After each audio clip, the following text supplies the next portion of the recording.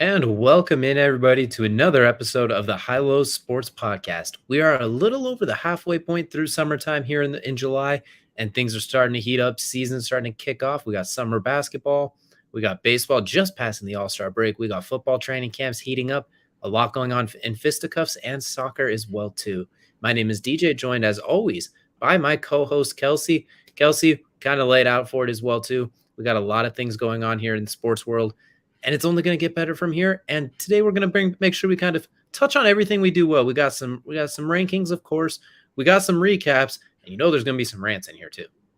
Oh, there's definitely going to be some rants in here later on in the show, but yeah, there's going to be some rankings for sure. I mean, we're looking at we already did our quarterback rankings, right? And who better to take on next than the guys that make a lot of money by catching those passes from the quarterbacks, or in some cases, dropping them. But for the most part, hopefully catching them, and that's going to be your receivers, our top 10 receivers going into this year. And I'm pretty sure there's going to be some spicy takes on this one because I don't think we totally agree on who belongs in the top 10, if I'm being fair. I mean, if we look at it, there's probably 20 good receivers that could go in any top 10 list as well, too. But you only got 10 spots as well, too. It's 20 pounds potatoes and a 10-pound bag. So we're going to have to see which potatoes we drop in there as well, because the 10 that miss out are probably going to be arguably very close to as good as the 10 that make it as well, too. Like, there's going to be some darn good ones sitting out there. Yeah, oh, absolutely. I'm already guaranteed I'm going to catch some flack, and that's just for sure. But it's not just NFL we're talking about, because we could just talk NFL. And kind of relating to the NFL is Madden. For the first, we don't really normally talk a lot about video games, but this has to be talked about in these Madden rankings coming out, and just how egregious some of these are. And then on top of that, I mean, we both are pretty big Madden fans ourselves, so there is a little bit of an announcement to go with the Madden rankings there at the end that we might be getting a little bit of fun going into in the fall, maybe. So that'll be fun. And then, there's All-Star Weekend. And that's the other thing. The last thing is MLB All-Star Weekend. So, yeah, there's so much to get to. Absolutely as well, too. A lot to look forward to. And you know what? We play a lot of the sports games. We're going to talk about some sports games here as well. So if you're a sports gaming fan like us, you're going to want to stick around for those as well, too, whether you love, or indifferent about that particular game as well, too. Because honestly, the same complaints are like across pretty much all sports games whatsoever in one shape or another as well. But we're going to go ahead and start with a bit of a recap here. That's going to take us into our opening segment. That is the tip-off. The tip-off, of course, brought to you by our good friends over at Dr. Squatch. Smell like a man, feel like a champion. All your wonderful soap needs in one relatable spot. Get a special smelling scent for you or that special someone in your life today. And we're going to kick things off with MLB All-Star Weekend coming to a close, and very, very few things can match the MLB All-Star Weekend, I believe. NBA All-Star used to be. I think it's taken a little bit of a step back because the dunk contest no one cares about it anymore. And I think the home run derby, it doesn't get a whole lot better than that. We're going to start with the home run derby. And you know what really stood out to me on that one is Juan Soto walking away as the Dinger champion, less than not even 48 hours after basically announcing he's not re-signing with the National. He's turning down $440 million so he can basically go look somewhere else. What better way to make a statement than right after that you crack home the Dinger Derby? There's a lot to unpack on this Juan Soto thing, actually, and it's really funny because you do mention that he passes up on this huge max contract with Washington, and to be fair, rightfully so. They're basically hemorrhaging out talent left and right. I mean, Josh Bell, God forbid he's a snub for the All-Star team. He's probably the one shining piece there other than Juan Soto right now. And despite their City Connect jerseys being fire, they don't have a whole lot going on in Washington right now, it feels like. And it's Juan Soto or bust and Josh Bell or bust. And so I don't blame Juan Soto, first of all. Secondly, there's a rumor, and by rumor I mean Scott Boras, Juan Soto's agent, came out after the weekend as well and just lit a fire underneath Washington about what they pulled on Juan Soto before the All-Star break. So basically, if you guys haven't heard yet, they refused to charter a plane for Juan Soto. And now every MLB team, for the most part, charters a plane for their All-Star players to get to the All-Star game. They refused to do so, to get him to the home run derby, to get him to the All-Star game. So this man has to fly, oh, God forbid, he has to fly public transportation with the rest of us here on in the world, but he does have to fly there, gets in at 1 a.m. the morning of the home run derby, and then somehow comes out on top in the home run derby. In what is a wild home run derby, by the way, all around. Look, we had Albert Pujols turning back the clock, turning back into the machine. Julio Rodriguez with what was the most fascinating first round I've ever watched. And look, Pete Alonso's still looking like Pete Alonso in a home run derby. So it was fantastic to watch. And yeah, Juan Soto coming out on top. I don't know if you could script it any better, truthfully. Like that was a fun watch. Unfortunately, Jose Ramirez didn't do a whole lot. Yeah, Jose didn't quite light the world on fire. I want to go back to Julio Rodriguez though, because you mentioned him. 63 dingers in those first 2 rounds. 63 between having 32 in round 1 and 31 in round 2. Absolutely on fire as well too. And then unfortunately though, when you crank that many, you're probably going to slow down in the finals as well too, unless you have absolute superhuman endurance, dropping down to 18 in the finals, where Juan Soto got 19 to edge him out. And Juan Soto each round beating his opponent by just 1, getting 18 compared to Jose's 17 in round 1, and then getting 16 compared to Pujols' 15 in round 2 as well too. So yeah, edging him out, and just edging him out all the way across the board. Perks of going second in the home run derby right there. Absolutely. You know exactly where you need to go. Nothing more, nothing less. Where Rodriguez just decides, you know what, I'm going first. And I'm going to hit an insurmountable amount, even if it kills me a little bit.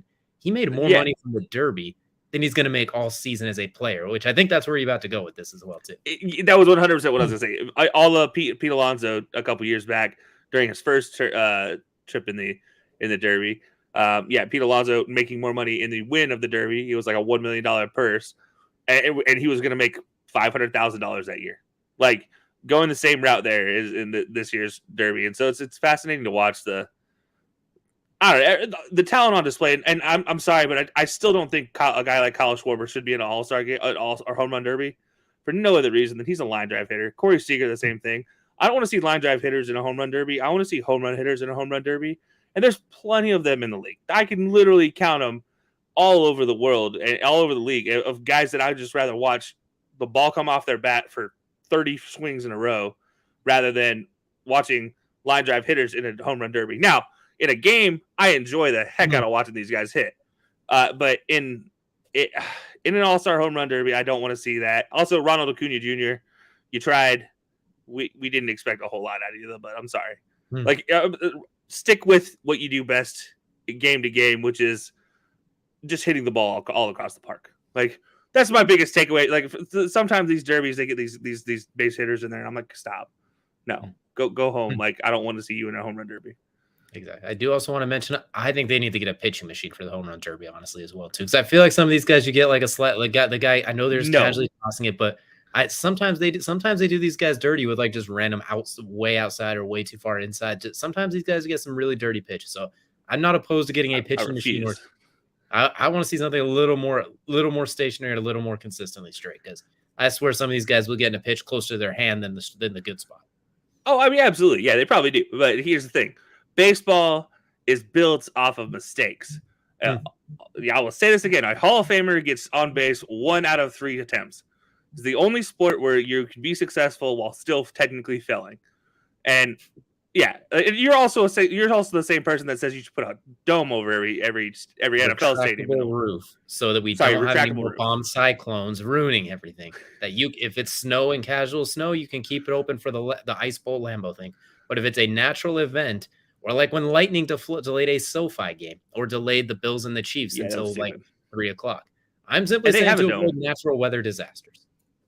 But they have a dome in SoFi technically. And then it's but technically also not a dome enough to where Lightning could delay it. Yeah, no, it's like I think this is one of those things. Like this is the same thing. Like you asking for electronic bat or umpires. I don't want it in baseball. Not electronic umpires. I draw the line there. Like, and the biggest reason I don't want it for the home run derby, I don't want to see a pitching machine out there for the home run derby. Is I go back to the Bryce Harper home run derbies where that's his dad out there throwing him these balls, and the celebration on their, when dad and son combined for a home run derby, like that was so cool to watch. So, and then like Pete Alonso using his high school baseball coach the first year, like that was fantastic to watch. Just different relationships like that. Like, yeah, okay, sure, the pitching could be better, but you know what? It's there to be a spectacle and to have a little bit of a stress factor to it. How about the option of getting a pitching machine as well, dude? Maybe just where you have the option where you could roll one out there as well. I still don't like it. And I think the biggest reason I don't like the pitching machine is the pitching machine comes in at a weird angle. So when it's coming in from a hand, you can track it. Like it's just like tracking it on a regular pitch. You step at the same time and everything. Whereas a pitching machine, they stick the ball up, then in the little chute, and then whether it gets stuck in the chute possibly or goes straight through, it's like 0.3 seconds, 0.5 seconds. You don't have the same timing every time. So it's actually, I don't know. I don't like it. It's too many variables. I'm pro-choice. I say you can use it, though. I say just give him the option to use it in case. But I agree with you. It does have moments like that. Bryce Harper, his dad, one iconic moment as well, too. Different things like that. So I do agree with you. It's nice to have those, but I selfishly just want to see those as well, too. So I want to see somebody, see if anyone else can crank out 30-plus dingers as well, too. And I don't want them to be mitigated because someone pitches and hits him in the kneecap. But I know what that's fair. That's fair. A little give. Give me the minor leaguers getting the pitching machine. Absolutely. There we go. That's a hands down thing as well too. Or a paycheck that would work too. But I digress there as well too. But, or like something better than a broken down jalopy. Or even a we won't get too far in this. We'll save the rants for later as well too. We won't get too far into that. But we also had ourselves MLB All-Star Weekend, the All-Star Game itself as well too, and the American League with 9 straight All-Star Game wins now as well too. I don't know if that's a record, but that is almost a full decade's worth of winning as well too. Yeah, it's absolutely insane as well too. The first one in Dodger Stadium in more than 4 decades as well. And go figure, Giancarlo Stanton is the one who walks away with your MVP as well too. And him and Byron Buxton with back-to-back home runs as well too. And did you have Stanton pretty high on your All-Star Game MVP ballot? I didn't. Not that I said he deserved to be there and was starter quality, but I did not quite have him as MVP. Now he wasn't very high on my bingo card for that. I didn't have him as a starter. I had him as barely making it as a reserve. I honestly didn't think he would be the guy to do it because if he's one of these guys that he'll show up at time to time and you're like, oh yeah, that's Giancarlo Stanton, and then at the same time you're like, oh, that's Giancarlo Stanton. Like, dang. I honestly expected somebody like Jock Peterson to step up and returning back to LA where he had such a great run with the Dodgers before.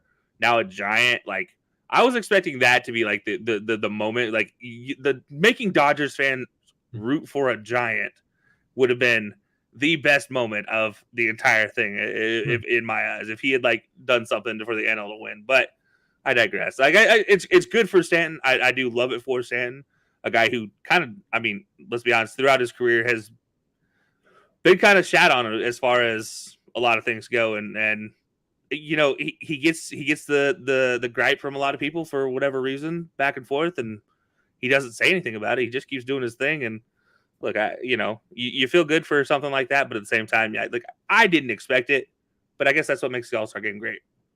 Absolutely as well too, and how you can just tell like intermediate sports fans, non-coast sports fans across the entire country just cringe watching a Yankee become All-Star Game MVP in Dodger Stadium as well too. So all of the 28 other teams was like, oh, that sentence, you could tell it just made them cringe as well. Yeah, but it's a small part about this that I can take away and say that's actually kind of cool. The closer for the AL team, Emmanuel Clace, the Cleveland Guardians closer, actually getting the nod there for the closing duties in LA. So shout out to a Cleveland Guardian for making something out of nothing there and getting his opportunity to shine. Also, Jose Ramirez didn't do too bad either. But that looking at like obviously I'm trying to take something away from the Yankees being the standpoint here for the All-Star Game. Absolutely as well too. It was quite a very good week, a very high quality All-Star weekend. Major League Baseball does All-Star Game weekends really, really well as well too. It's weird how it coincides so closely with their draft as well too, which is very interesting how that draft played out as well too. Yeah, and actually that's actually what kicks off the weekend every year, which is actually really cool. Is they kick it off with the draft and then everything else follows up. And actually just looking at the draft, I just have to point out like I'm going to say 2 things, but there was actually some really good drafts over here. I have at least 8 teams with an A grade or A- grade or better. And number 1 being the Rangers with an A+ grade, obviously getting Kamal Rocker to sign on the dotted line this year as he was drafted number 3 overall instead of last season's 10th overall to the Mets. And to be honest, I don't blame him for not signing with the Mets. Let's be honest. That could be like worst case scenario. But he actually re-signs here he signs this year with the Rangers. And on top of that, he actually goes and gets into rotation now in the minor leagues with his friend, former colleague with Vanderbilt, Al Leiter's son as well. So that's a very interesting combination. And speaking of lineages, number 1 overall, Matt Holliday's son, going in this draft. Actually, there's a Buck Showalter His grandson, I think, nephew, grandson, something like that, was drafted as well this year. So big ups to a whole lot more lineage players. But looking at the draft, obviously I said the Rangers with the A+. With A grades, I got the D-backs, Orioles, Twins, Mets, Pirates, Padres, which honestly, out of those teams, I'm kind of shocked the Mets had an A, that they had that good of a draft. Everybody else, I was just kind of like, yeah, okay, they draft well every year. And then the surprising A- was the Reds. Usually A grade, sometimes in the last couple of years, B and C grades just because they just kind of reach for kids. But this year, very, very seemingly good draft for him. I give him an A- on this one. So I do like what the draft had in store, but there were some teams that just botched the draft and on the other side of things. And I'm just going to leave them to do what they do, a.k.a. the Yankees, because you know what? We all know what the Yankees do. It's not draft. It is pay all the money in the world for players. Absolutely as well, too. And the Orioles, Reds, a lot of those teams you mentioned with the A grades, they definitely need it as well, too, because they're going to need some of those to hit to get themselves out of where they've been, I guess. Their problem is they trade them away for nothing in like 2 years. Like, you know what? They're stagnant in Double-A as they're hitting 360 for 12 home runs. And they're like, you know what? Let's trade them for 2 first-rounders. The cycle continues. They go the opposite direction of the Rams and the Lakers. Instead of F them picks, they stockpile them picks and then toss them away before they even get rolling. Yeah, it's you know what, MLB draft might be the second most useless draft in MLS or in Major League Sports in America, but it's fun to watch anyways. Like it's really helpful for high schoolers, but then as far as like the college kids, it's kind of like, you know what, you guys would be better off just going to free agent camps and getting on teams that way. Absolutely as well too, and that will do it for our opening segment. That is the tip off. That is going to take us into our next segment. That is the main event. The main event, of course, brought to you by In the Clutch Apparel. Click the link in our bio. Use code HILOSports. Get yourself a nice discount on some high-quality sports apparel as well, too. Come in clutch for any of those events that you might be attending as well, too. And it's rankings time. We mentioned it earlier as well. We talked about the quarterbacks last week. This week, we're going to talk about sometimes their best friends looking at the receivers. ESPN's NFL survey released one. They released theirs not too long after. We saw NFL.com do a top 50, and we've seen a bunch of other receiver rankings that have come out, and some have been okay, some have been pretty good, some have been just downright heinous as well too. So there's a lot to go over. So we're going to show you what we like to call the right lists as well too. We're going to go through our top 10s. Kelcey, any final words before we get into these as well too? Because I have a feeling we're going to both be getting some starch looks after these. Understand that there are close to 30 players that can contend for a top 10 position. Not a top 5 position, but a top 10 through 6 position in the NFL's top 10 receivers. I think there's just so many. It just depends on your preference of receiver. That's all I'm going to say. We got 30 pounds of potatoes in a 10-pound bag. So we're going to see what we can do with this. I'm going to go ahead and get started. We're going to run through my list. Kelcey's going to tell me why it's terrible after each pick, and then we're going to go through his list, and I'm going to roast him after each one as well too. So number 10, where the heat already starts, I got Mr. Wideback himself, Deebo Samuel, sitting at number 10. For no other reason than he is outstanding with the ball in his hands. When he has the ball in his hands, is there a better receiver in the game? Not very many as well, too. There's a reason they put him at running back. He's big, strong. His route running has gotten even a little bit better. It's slowly progressed each year. He was like, fourth in receiving yards, something like that as well. So he showed the ability to be a number 1 receiver as well as a gadget-ish type player, someone you can line up at running back, direct snap the ball to. Where he was most valuable was that versatility. So I think as a playmaker, he's higher in the top 10 overall playmakers rankings. But as a receiver, I got him at number 10 because there's still some room to do with the route running as well, too. There's still a little bit of room with the hands as well. He's still fantastic. Like, it's so hard to say this. He's absolutely fantastic. And I think if they limit his touches at running back, that's going to hurt his receiver ability a little bit. So I think I got Deebo at 10. It's fantastic. There's not a whole lot to knock on him as well, too. Like, he's still fantastic. There's just room for growth. It's kind of like how the old Antonio Brown, Julio Jones comparison. Julio Jones was the better receiver, but Antonio Brown was arguably the better football player, that sort of thing. Arguably the better playmaker because he brought that ability for end arounds, kick returns, punt returns, where Julio was just monster, basically, where Antonio Brown was versatile. That's kind of where Deebo falls here. A little bit lower on the receivers. If we make a top 10 playmakers or skill positions, he's arguably like 5, 4, 3, somewhere in there as well, too. You might talk top 3, honestly, at that point.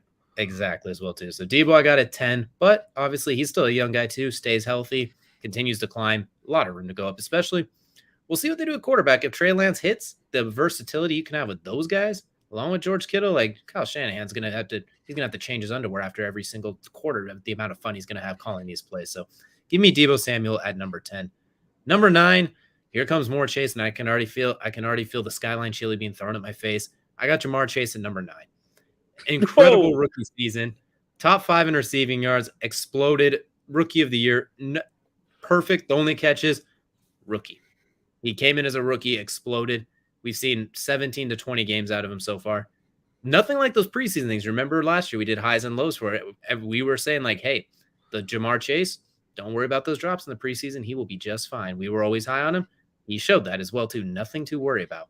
I think he deep threat wise, him and Joe Burrow, it's uncanny. It's arguably like Russell Wilson and Tyler Lockett used to be a few years ago, where they just had a weird in sync of anything 30 yards down the field. After the catch, we saw what JaMarr Chase did to the Ravens, breaking like 4 tackles, taking it to the house. He's very similar to his old pal Justin Jefferson, who like last year was probably around in the same spot.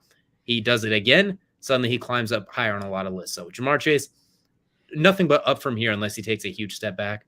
My only questions are a little more consistency with the hands as well too. And I want to see him. He can run the route tree. We know he can, but because of the way the offense and him and Joe, it's a lot of go deep or hitch route and maybe a short slant. I kind of want to see them mix him in a little bit more. I know they have T. Higgins, Tyler Boyd, guys for those type of things, but JaMarr Chase is incredible, and I think he's just going to expand on what he's doing.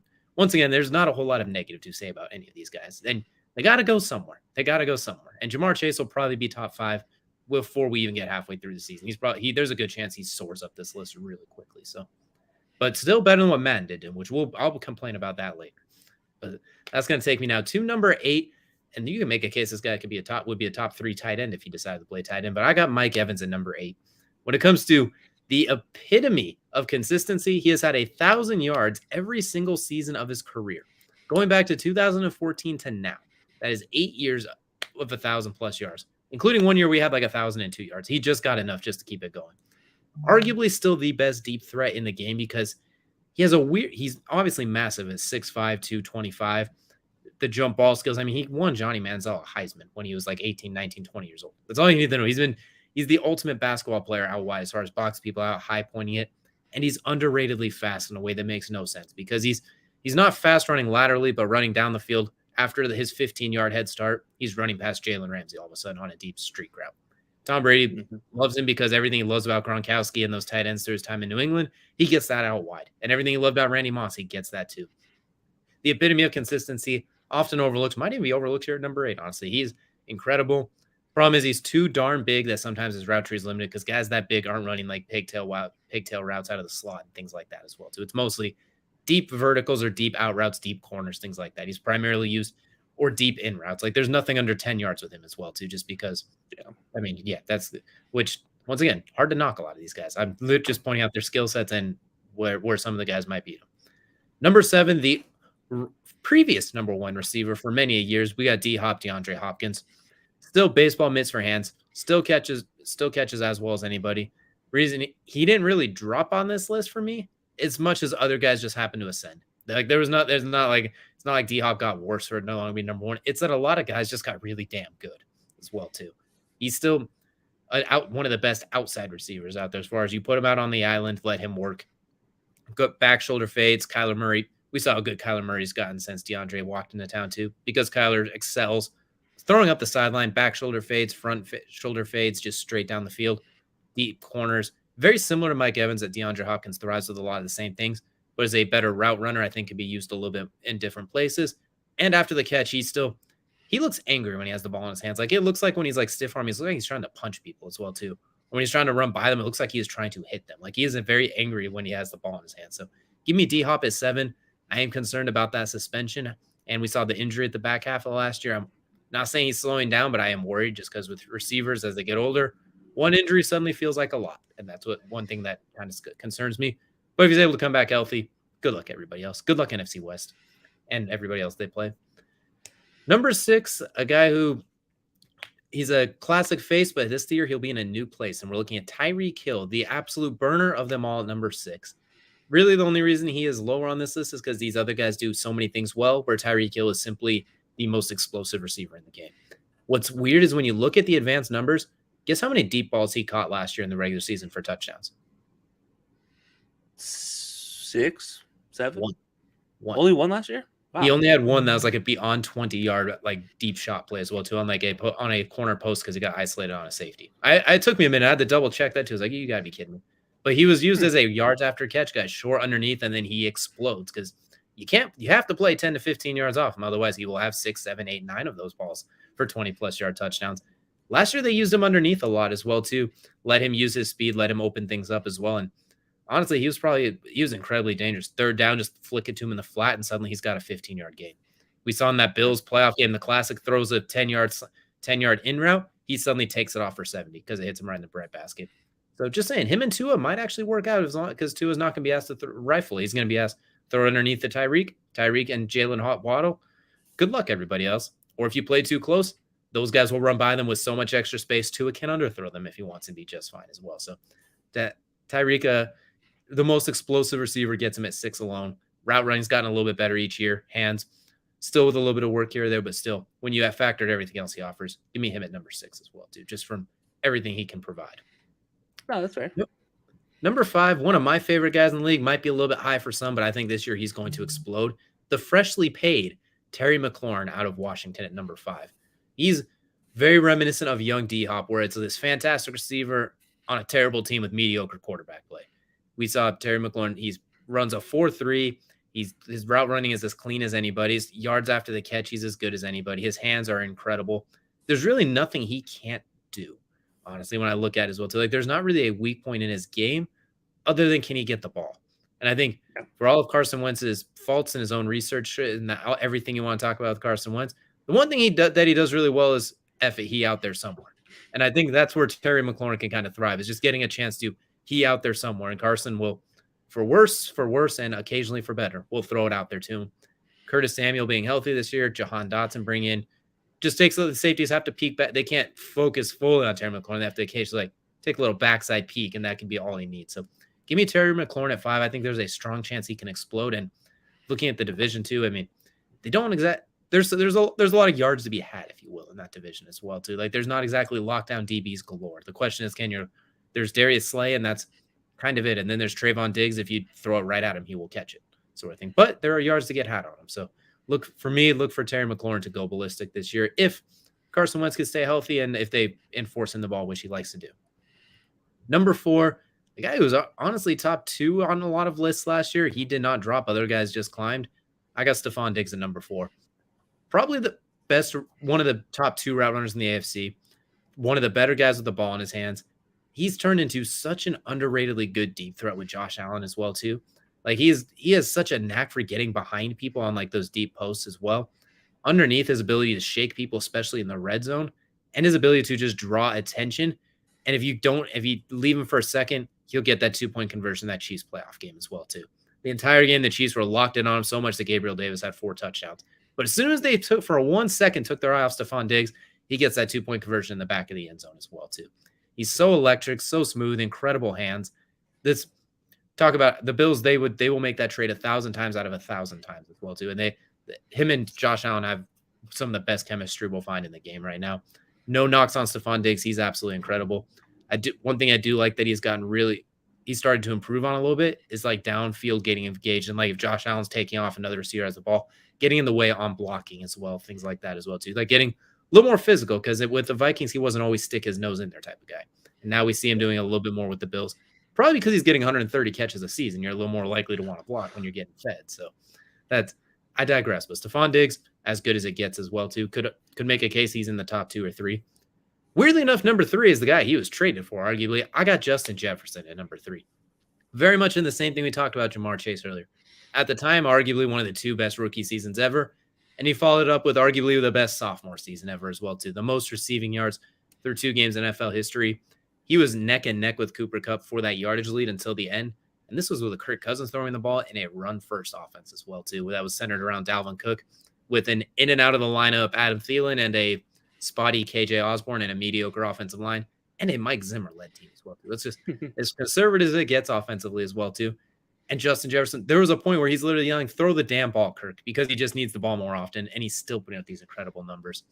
They did get O'Connell, the offensive coordinator from the Rams, who I think is going to use Justin Jefferson and a lot of those similarities we saw Cooper Kupp used in the slot, in those tight bunch sets and those double sets where Jefferson is a willing blocker. He's not obviously as good a blocker as Kupp, but you can stick him in there and he's not going to embarrass himself, which is also going to get him a lot of good releases.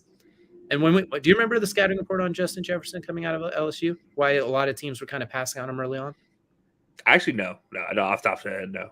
I only remember it because I was the only one who was like, well, okay, if you say so. He was a slot guy. They said he was only a slot guy. And what has he done with the Vikings? I have almost never seen him in the slot, really. He plays outside and toasts people up and down the field. So, and I think now with O'Connell, you're going to see him in the slot a little bit in those Cooper Kupp-esque type roles. With his ability outside, if we had to make a way too early season prediction, my prediction is Justin Jefferson is going to be the receiving yards leader this next year and might make a run for not a triple crown threat quite like Cooper Kupp did, because Matthew Stafford, Kirk Cousins, there's limits there. But I think he is going to look for Justin Jefferson to make a run for that offensive player of the year, receiving leader type of thing as well too in this new offense. I think he's going to be sensational, assuming Adam Thielen can still hang out there with his 40 and still garner some attention as well too, as long as he doesn't fall off the wagon. Number 2 and number 1, it's 1A and 1A. Like you can't split these two. We already know who it is. Like they're dead equal. But the reason I got Devontae at 2, Cooper Kupp at 1, because Cooper Kupp's the reigning offensive player of the year, reigning Triple Crown winner, reigning Super Bowl MVP. When you put them next to each other, route running, the 2 best in the game, 1A, 1B, 1A, 1A, that doesn't get any better. Hands, can you really say one's better than the other with hands, I guess, as well, too. Their hands are incredible each. One has a Super Bowl ring recently. Exactly, and that's kind of where it splits the difference. I mean, Cooper's obviously a better blocker, and I think a little bit better with the ball in his hands. I think Devontae has a little bit better. He's a little smoother and a little cleaner, a little more natural, I guess, if that makes sense as well, too. But like route running hands, I think Devontae might be a little faster, too. They should both be. They're both the 2 best in the game. I don't know any other way to split it. Like, if you told me Devontae was better than Cooper, I'm not going to argue with you. Like, there's not a whole lot to argue. I'm simply giving the guy with the accolade and the jewelry, the nod in this case as well, too. Like, you're asking me to pick between the two best in the game. It's a tough pick. It's really a tough pick here. But give me Cooper at 1 and Devontae at 2. But I think they're both going to go ballistic this year as well, too. I think Derek Carr and Devontae are going to have a whole lot of fun in Cooper Kupp. You have Allen Robinson now as your number 2 instead of an injured coming in halfway through the season Odell and a Robert Woods who was kind of neglected in that offense, unfortunately, the first part of the Stafford found himself some Cooper Kupp and loved himself in Cooper Kupp. So I think he's going to find a lot more openings, maybe not as many receptions. It's not going to be, please, Cooper Kupp, save us every single play. But I think he's still going to get loose and still going to terrorize defenses. And also give him the nod because how weird is it for a Super Bowl game-winning drive? It wasn't a quarterback-led drive. It was a receiver-led drive, really. Yeah. Like normally they talk about, the quarterback led a Super Bowl winning drive. No, if anyone who's driven in snow, you're going to like this reference. They had a 2-wheel drive car. Stafford was sitting in the driver's seat with it in neutral. But Cooper Kupp was pushing that car through that darn snow and getting it around those corners. Stafford was just turning the wheel while Cooper Kupp was carrying it. So give me Cooper Kupp as receiver number 1.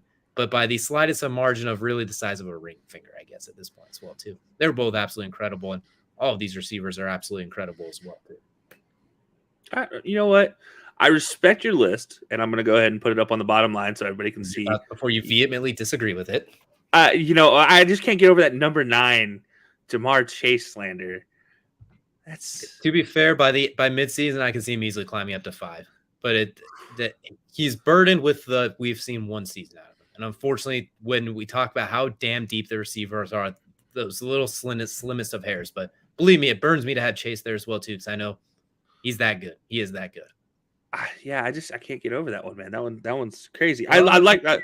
I will say this. For the rest of our list, we have very similar picks between our two lists. And there's some differences, though. I'm going to catch some heat real quick and in a hurry, though, at my number 10. So I'm going to go ahead and just kick it off with my number 10. I'm curious. You tell me my JaMarr Chase slander. I'm curious who else you're slandering to upgrade JaMarr Chase now. So let the slander begin.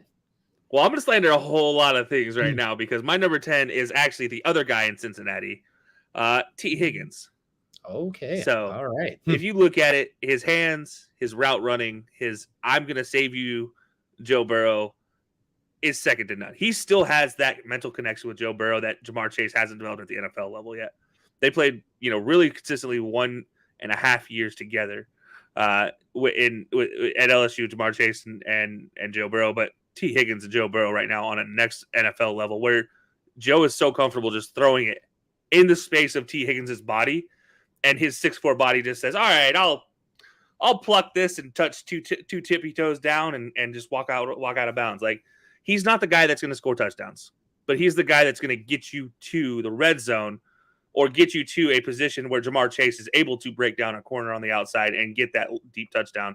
And that's why I look at everything T. Higgins does, and I think he's still a fantastic. Like, I still think he is the best value receiver in that draft. I still think T. Higgins has, and then that's very, very blasphemous for me to say, considering all the people that came out of that draft.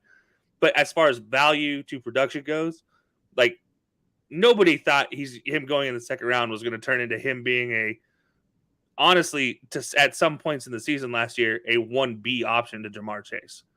Like, he is that level of good where even if JaMarr Chase is off, T. Higgins can still carry this team at another level. And honestly, I could probably make the same case for Tyler Boyd if I really, really wanted to. But I think the only limitation to T. Higgins is JaMarr Chase. That's why T. Higgins is going to stay at 10 probably for the rest of his career, if not drop off again. This is the Adam Thielen, Stephon Diggs conundrum again. Or if you want to flashback to old Bengals, Chad Johnson, TJ Houshmandzadeh, conundrum. They both help each other to do things that they do well. Now, I do think there's more in JaMarr Chase's bag than there is in T. Higgins' bag just because of body size and everything. But, yeah, give me T. Higgins at number 10. That's where I'm going to start it out with. Go ahead. No, I was going to say, I want to point out, too, he might be the second best receiver in that draft, which was at the time considered a top receiver draft all time before the next 2 years might have outdone it. But absolutely, he's incredible. No downsides here. He's terrifying on the outside. He looks like he should be a power forward sometimes. I mean, the number one receiver we both have, from that draft on this list. I didn't leave him off this list. I'm not going to go. No, I was saying, like, that's how good he has been and how loaded of a class he was too. Exactly. So number 9, though, I went with your 10th overall here at Deebo Samuel. And again, this is just because I slid T. Higgins into that 10th spot. Deebo slid up because I did not include. I'm gonna go ahead and just spoiler alert. Did not include Terry McLaurin in my top 10 list. Honorable mention is Terry McLaurin. But I did not include him there because I'm sorry you have to deal with Carson Wentz's left-handed pick-throwing self. Like, yeah, sure, Carson's going to throw it up there, but yeah, it's so Deebo. I mean, obviously, all the reasons you stated Deebo are exactly why I put him at 9 and not any higher, because he does kind of lose a little value because he's a playmaker first and a receiver second. It feels like, he has a lot of work to do at that X position, that outside receiver position. He needs to work there to really supplant any questions about his receiver ability, because right now it is out of the backfield or in the slot. That's where he does his deadliest right now. Now the only times I've really ever seen him out wide and he actually does, really work a DB over is when he runs those smoke screens inside. And then we've seen what he did against Dallas. Hey, throw me the ball on a smoke screen and he's going to run it 40 yards for a touchdown. Like, Deebo is that type of intangible, but at the same time, it's what a lot of people want Tavon Austin to be in my eyes. That gadget, quick catch and run with the ball afterwards. And I don't think there's a limit to what you can do in my eyes. So, but number 8, I'm exactly with you here. Number 8, Mike Evans. Yeah, it's the 1,000 yards. Honestly, he probably should be higher. Let's be completely fair to him. He probably could go higher. The problem is he doesn't exceedingly break down defenders in routes. He doesn't just, run past defenders. He just kind of bullies defenders. It's like, I'm going to take this and you can't touch me. And this is just what's going to happen. So I'm going to run 40 yards down the field with you. Tom's going to sling his arm in that sling. I don't know, whatever old fashioned mace type object Tom Brady slings his arm through. And I'm going to catch the ball over you. That's basically what Mike Evans does. And he does it well. It's insane how well he does it. Again, the drops still kind of an issue in my eyes, but it's not like it's going to give him 7 more touchdowns, with the balls he drops. He's like, you might get 1 or 2, but that's about it. Like, he's not going to run away from a defender after he catches the ball on him, but it just doesn't happen that often. So, yeah, give me Mike Evans at 8. I love him. Just, I would say he might have like the smallest bag of all these guys, but he's got some big blunt force objects in that bag too. If this was 2K, he's only got a few badges, but those things are Hall of Fame badges as well too. Like, he doesn't mess around with what he does have. He's got that charmed bag that Hermione had in Harry Potter, where you just keep. Yeah, it's only one bag. It's only one small tiny bag, but he's just like, I'm gonna keep doing it. I'm gonna keep doing it. I'm gonna keep doing it. Like this is just what I do. So yeah, give me Mike Evans there at number 8. And now this is where I might also catch some flack because I didn't rate this man as high as you did. This is the number 1 receiver from the draft with T. Higgins, obviously, being Justin Jefferson here at number 7. Now, you might be wondering why. If you guys have thought about all offseason, what has been the biggest complaint I had about the Amari Cooper thing, or the biggest comment I've had about it is hey, he called Dak the Black Kirk Cousins. To be fair, if he did call him that, it's hilarious. Yeah, no, that's the rumor, obviously. That is the rumor that has continued to be perpetrated there. And everybody's like, oh, well, that kind of makes sense. And it does in a lot of ways. Notice I don't have any Dallas receivers ahead of Justin Jefferson. But I have the mid of all mids, quarterbacks there in Kirk Cousins. And as you said, Justin Jefferson has been caught on tape saying, just throw the damn ball, Kirk. Just let go of it. And yeah, this is where Justin Jefferson struggles. It's not in any of his abilities, period. The man has, if he goes in a Stephon Diggs-like move, Justin Jefferson's a top 3 receiver. Easy, hands down. I have no problem ever admitting that. He is going to be hamstrung by 1, Kirk Cousins, and 2, Adam Thielen is still on this roster and still somehow finds himself open in the end zone. I don't know how everybody forgets to cover the random white guy in the end zone drinking his Colt 40, but somehow everybody continues to forget that Adam Thielen is in the end zone, wide open. 2 quick questions because I love me some Jay Jettis. Question number 1 is, do you think that with O'Connell in there, that might be able to open things up for him to where even Kirk Cousins in his most mid form will be able to throw it 3 yards in the flat to Justin Jefferson and let him cook a little bit more? So it requires very mid quarterback play. I don't trust Kirk Cousins enough to throw himself out of an open paper bag. Like, he could be throwing through the open end and still miss it somehow. But yet, if I flip the bag around, he probably could figure out a way. Kirk Cousins is the biggest conundrum for me because some days he is just, oh my goodness, Kirk Cousins. And then other days it's like, oh, Kirk, why? Like, I don't trust consistency out of Kirk Cousins because at the end of the day, he ends up a 500 quarterback. And that's so like you have ups, you have downs that are just so drastic with Kirk that I don't know what fixes Kirk Cousins. I don't know if O'Connell is the answer or just getting rid of Kirk Cousins. Cool. My last quick question is: what if Kellen Mond surplants him maybe but partway through the season? Kellen Mond's not an NFL quarterback. Okay. I love Kellen Mond and I love his personality. And I love what he does off the field. On the field, I'm sorry. The quarterback whisperer lied to you.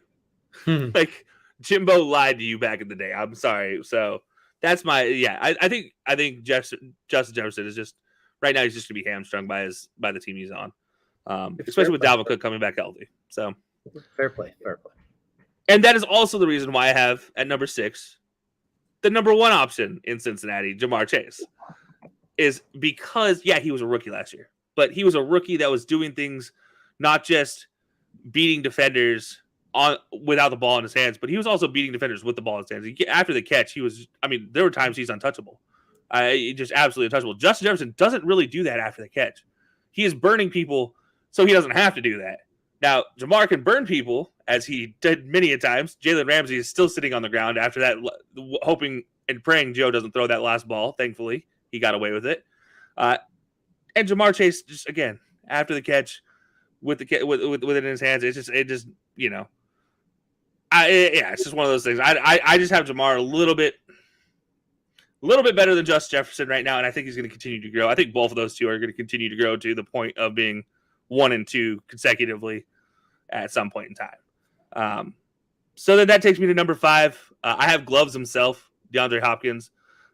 D-Hop down there somewhere. And again, I probably could have put him lower because of the suspension as well. I just still trust in the glove. Like, he is Gary Payton in the NFL. Like, the nickname the glove is fitting for DeAndre Hopkins. He made so much money for, what was it, Jordan Brand a couple years back. So look, I've seen that man do more things catching a ball than I've ever seen another receiver do, just for mediocre teams.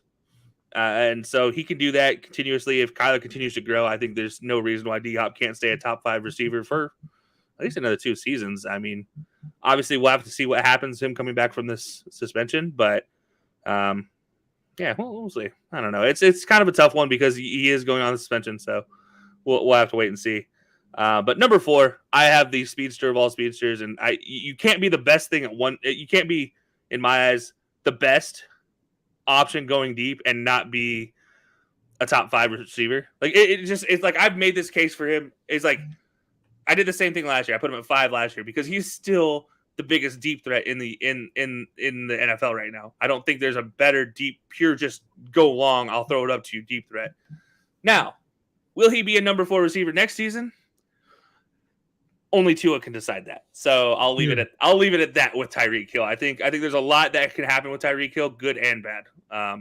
If he learns to by learning, I mean, if they run him on underneath routes, which I think the new regime can easily game plan a thing where him and Jalen Waddle could both find themselves in a top 10 situation next season. So we'll have to wait and see, but it's going to be as Tua dictates, and that's a kind of terrifying thought for a lot. But that does put me at number 3. Your number 4 guy, Stephon Diggs. I still think he's top 3 receiver. There's nothing changing in my eyes with him. The only reason he's not higher is because you're dealing with the first ever Triple Crown receiver and Devontae Adams. So, like, you have the two guys right now running on full cylinders, and Stephon Diggs, who's just like, well, I lost to a coin flip. Great. Like, right. Did nothing wrong. Nothing, not his fault by any means. He did his job. He set up Gabriel Davis on, like, his route running set up Gabriel Davis to have the night that he did. And that's something that I think a lot of receivers don't understand, is that I'm going to use a Madden badge here, but that runoff ability to succeed. So I think Stephon Diggs here at number 3 because he's more of a team guy. I do have Cooper Kupp at number 2 and Devontae at number 1, but I'm going to state the exact thing you said. I can flip this around and be just okay. I will be happy with it flipped around. And I personally put him in this order just because, well, somebody had to put him in this order. So I'll be the bad guy. I'm already a bad guy by putting T. Higgins at number 10. So that's my list. So Devontae, Cooper Kupp, Stephon Diggs, Tyreek, DeAndre, JaMarr Chase, Justin Jefferson, Mike Evans, Deebo Samuel, T. Higgins. Okay, you know what? I have my differences, but I respect it as well too. I think there's a lot of similar players, a lot of good spots as well. I will say with Devontae Adams, when you watch them both play, his looks a little more natural, I guess, too. So and for 2 years now, he's been arguably 1 or 1A as well too, where Cooper Kupp was fringe top 10, and then last year had a top 5 all-time receiving season. So it's like, well, shoot, like it's almost the same thing. Like, yeah, I mean, I'd say the best receiving season of all time, really, just because he was number 1 at everything. Like everything a receiver should be number 1 at, he was number 1. Plus, he pulled home some hardware with Offensive Player of the Year and Super Bowl MVP as well, too. Like, it is absolutely incredible. You can't really go wrong with either one. I think they're both going to thrive again this year. We didn't really mention earlier, so I'll mention a few of my honorable mentions. A few guys that were good enough to make the list, but they just missed it. Obviously, we mentioned Amari Cooper, one of the best route runners in the game. Sometimes I don't want to say disappears, but sometimes he doesn't quite explode like you would like to see him more consistently. Really, really good hands. Sometimes forgets to use them. Fantastic receiver nonetheless, arguably right there with the best of them. Well, I think depending on how the offense in Cleveland runs and who's slinging the ball, I think he can have a really standout season as well. I also look at Keenan Allen as far as a guy who literally plays basketball with his release package. If you try and jam him, you end up Allen Iverson getting Allen Iverson. It's out, his route running and getting off the line is incredible. Hands are awesome as well, too. Him and Justin Herbert have that really weird connection where Justin Herbert's like, all right, right here, I'm going to throw as hard as I can, and you'll be right there. And it works. They have a fantastic connection as well, too. And then the third, but final honorable mention, I'm going to go ahead and toss up there for now. And there's a lot of room for him to climb. There's a lot of room for him to drop. It's probably a little bit of reach, but I'm looking at DK Metcalf is kind of right there. A lot of people want him as top 10. Some people want him as top 5. He's an incredible deep threat. I mean, runs a 4.32 or something ridiculous at 6'4", 220. He's absolutely a physical specimen. Incredible at down the field, like 20 plus yards. He's awesome. The route running needs some work a little bit. The hands could use a little bit of work. We've seen balls bounce off his face mask a few too many times. And he just he randomly disappears if he can't get loose deep, if it makes sense. Like, I want to see a little more underneath. I want to see him get a little bit more work underneath, get a little more in that intermediate range as well too. Just deepen up that bag a little bit to go with that incredible skill set, and don't eat so much damn candy. Get a nutritionist just for in season and maximize your already freakish skill set. Don't destroy yourself with those 3 bags of candy. Yeah, I also want to add he somehow gets really flustered by physical play. Like it doesn't matter. Yeah, like the cornerback can be much smaller than him. I look at Jason Verrett, like Jason Verrett's not the biggest corner in the world, yet flustered the hell out of DK just by playing close and physical press on him, and it just doesn't make sense. I mentioned Terry McLaurin earlier as my honorable mention. You mentioned Amari. I'm gonna throw CeeDee Lamb in there, and the biggest reason is like if Dallas is going to succeed, CeeDee's going to have to succeed, and CeeDee has the opportunity to ride into the top 10 doing that because Zeke is not carrying you there anymore. And I think that's a big case there. CeeDee also I think will just grow into himself as throughout the years, whether Dak is his quarterback long term or not. I do think there's that opportunity for CeeDee Lamb to build this top 10 there. And I also want to throw AJ Brown in there as a guy who, if he's going to perform, the Eagles will perform. Also needs to stay away from Chipotle. Now he's in Philly. You get to have cheesesteaks in Philly. Do not go to Chipotle. Do not go to Chipotle. Do not go to Chipotle. Unless Chipotle wants to sponsor us, in which case go to Chipotle. But right now they're not sponsoring us. So AJ Brown, don't go to Chipotle. So yeah, that's my honorable mentions. That's a good one as well too. I like those. And just for the sake of fun, we have a couple extra minutes. A couple of ones I like. Mike Williams. Very similar. Mike Evans, giant body, great down the field threat as well too. There's so many receivers you could put in this list. I could literally name you so many. CeeDee Lamb's one of the, if you just put ball in his hands, he's top 10 easily as well too. Just because when he gets the ball in his hands, the way he jukes people and evades tacklers, there's a very, very, very long list. There's Chris Godwin. Like we can make a very, very long list of receivers here. And honestly, if Calvin Ridley didn't have that tomfoolery going on, he can make a case in this as well too. DJ Moore. We'll see if Baker can throw him the ball. We'll have to wait and see. We know how with those number one receivers now. Oh man, he needs to get in the end zone with those bad boys guaranteed. Like we have a lot of receivers we could go with as well too. I'm not going to say Hunter Renfrow as much as I'd like to because he's a specialist, but they're sure someone will make a case for it as well too. He's a top 30 receiver according to the ESPN survey. That seems fair. I mean, top 30. I was thinking top 20, but I digress as well too. But there's a lot of guys in there. There's 25.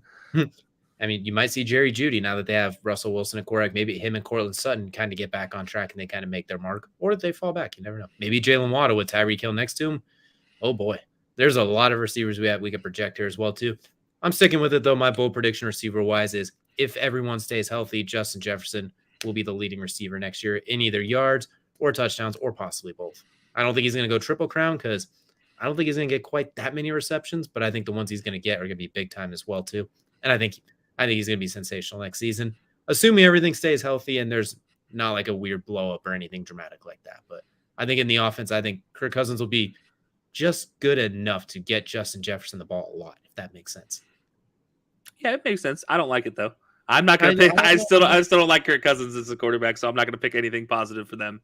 You know, maybe they trade for Jimmy Garoppolo and it works out. I don't know. We'll go with that then. That would change a whole lot of my opinion.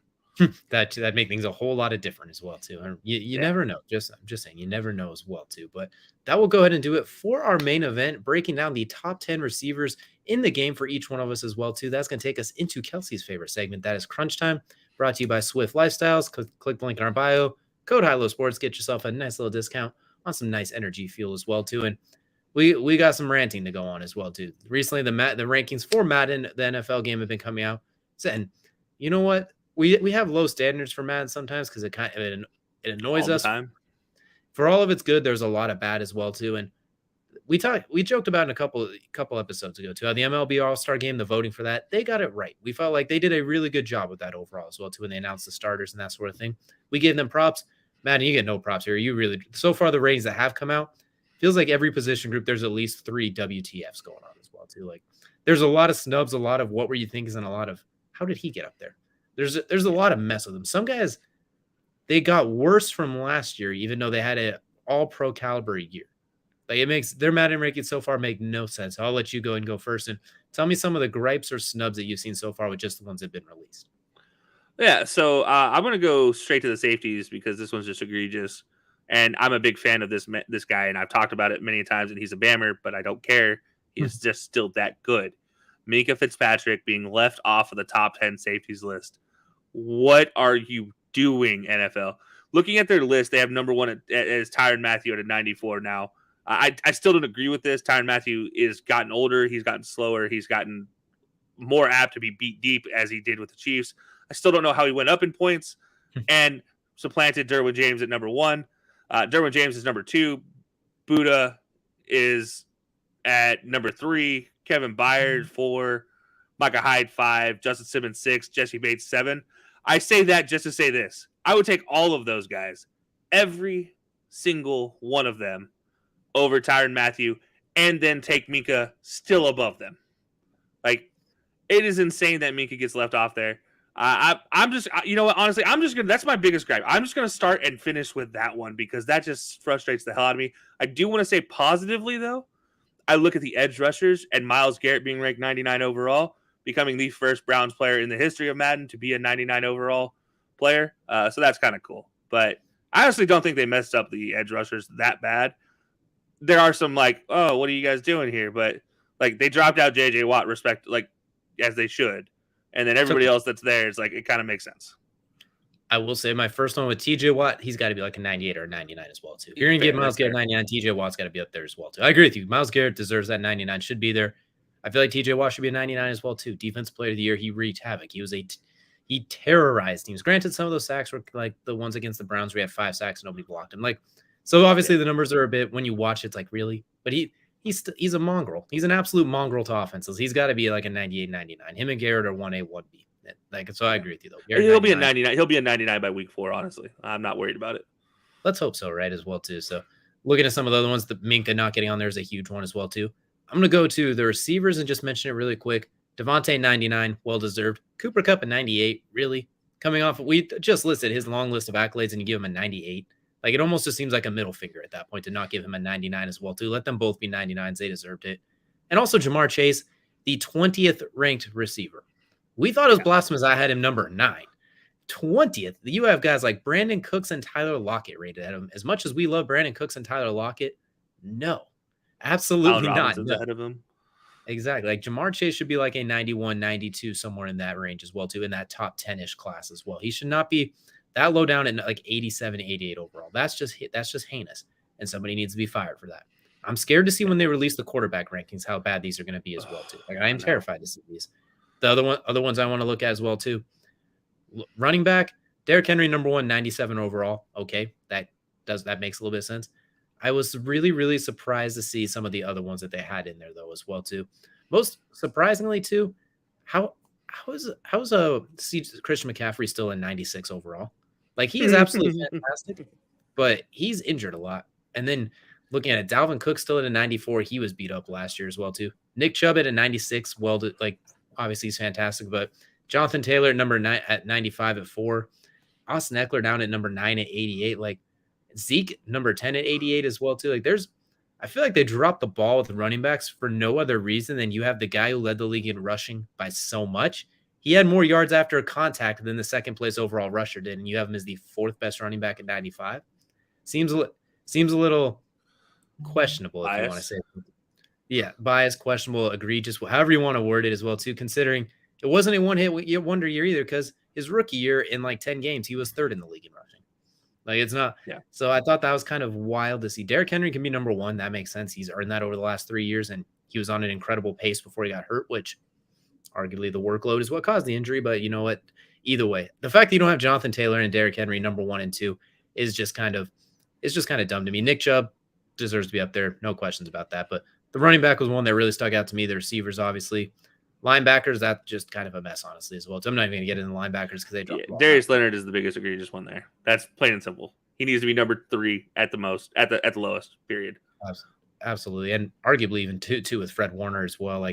And Micah Parsons even be a little bit higher, too. Like, I digress, but there's a lot to go with, and we'll probably complain about these later. But that'll do it for this episode of the High Low Sports Podcast. We appreciate y'all tuning in with us. Join us again next week as we got some more fun things coming up as the NFL season is on the horizon as well, and some more Madden news coming up from us as well, too. Stick around for that as well. We'll talk to you guys next time.